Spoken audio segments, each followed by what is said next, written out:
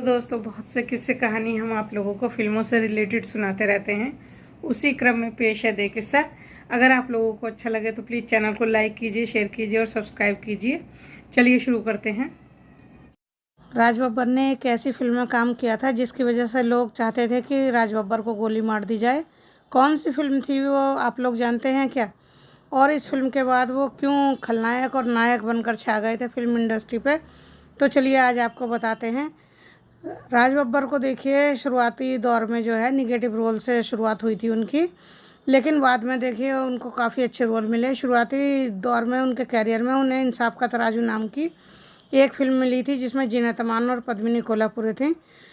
जीनत अमान के साथ एक ऐसा रेप सीन करना था उन्हें जिसमें उनकी हालत बहुत ज़्यादा ख़राब हो गई। पर्दे पर उनकी शुरुआत निगेटिव रोल से हुई क्योंकि उन्हें बतौर हीरो नहीं लिया गया था, पर्दे पर उन्हें खलनायक के रूप में लिया गया था। यह वह दौर था देखिए जब एक्टर को डर लगता था कि यदि एक बार देखिए कोई पर्दे पर विलेन बन जाए तो हमेशा उसकी विलेन वाली भूमिका रहती है। लेकिन राज बब्बर ने इस डर को ख़त्म कर दिया था और उन्होंने इस मिथक को तोड़ दिया था।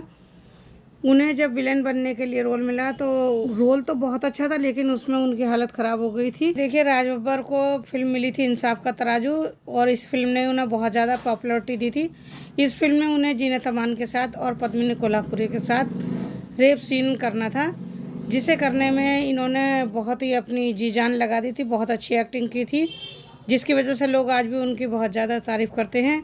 लेकिन इसके सीन को करने में उनकी हालत बहुत ज़्यादा ख़राब हो गई थी और लोगों ने उस सीन को इतना ज़्यादा सच समझ लिया था कि लोग कहते थे कि राज बब्बर को गोली मार देनी चाहिए। उनके सामने ये बात आई थी कि उन्हें फिल्म में रेप करना है, वो भी एक भयानक बलात्कारी के रूप में पर्दे पर खुद को उतारना है। तो राज बब्बर इसके लिए तैयार तो थे, लेकिन उन्हें डर था कि यह उनके कैरियर की सबसे बड़ी गलती साबित ना हो जाए।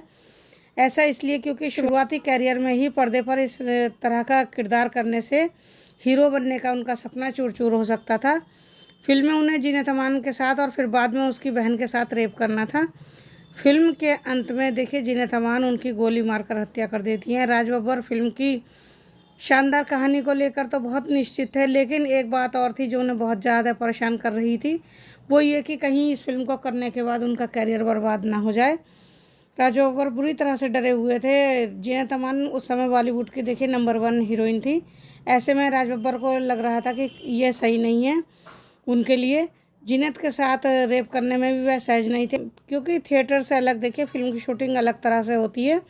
राज बब्बर को डर था कि इस दौरान यदि जीनत अमान को कुछ अजीब लगा तो उनका कैरियर बनने से पहले ही बिगड़ जाएगा, या उन्हें कुछ गलत लगा तो उन्होंने उनके साथ कुछ किया तो शायद जीनत अमान उनके साथ हाथापाई भी कर दिए। इस सीन में उन दोनों को बहुत कुछ करना था।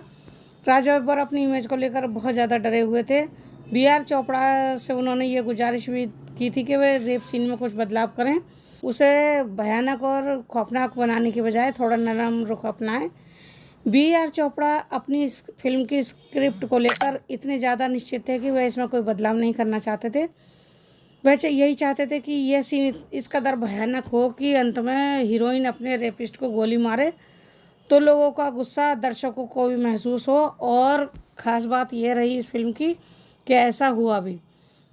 जीनत अमान को राज बब्बर के इस डर के बारे में जब बताया गया तो राज बब्बर देखिए नए थे और जीनत अमान उनकी परेशानी को समझ रही थी, इसलिए उन्होंने अपने स्तर पर इसे बेहतर बनाने की कोशिश की। जीनत अमान ने राज बब्बर को अपने पास बुलाया और उनके साथ सीन डिस्कस किया। जीनत अमान ने कहा कि क्यों ना हम इस सीन की कई बार शूटिंग करें, कई बार इस सीन को कर कर देखें रिहर्सल के रूप में। तो राज बब्बर मान गए थे और राज बब्बर और जीनत अमान ने सीन शूट किया, यानी कि उसकी एक्टिंग पहले करके देखी थी। जीनत अमान से बात करने के बाद देखिए राज बब्बर की परेशानी थोड़ी कम हो गई थी, उनमें थोड़ी हिम्मत भी आ गई थी। लेकिन उनके मन में अब भी यही परेशानी थी, उन्हें रेप सीन शूट करने के दौरान अगर जीनत अमान के साथ कोई बदतमीजी करनी पड़ी तो जीनत अमान जो है उनका क्या हाल करेंगी।